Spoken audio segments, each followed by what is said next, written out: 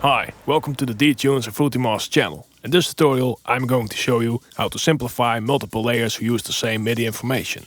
Now, in this case we have 3 layers who all share the same melody, which is fine, but when you change one note, well, you have to do it 3 times, which is not very efficient. To solve this, let's add a new layer and let's name it leads.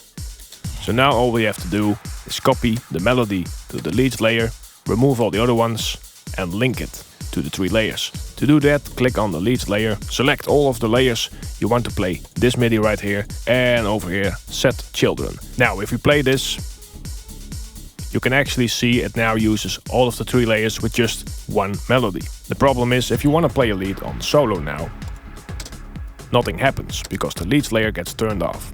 So let's enable the leads layer, hold down shift and click it. Now it's locked, so you can play all of the leads on solo.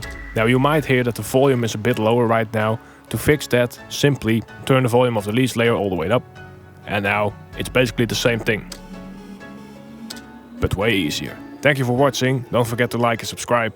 See you again next time.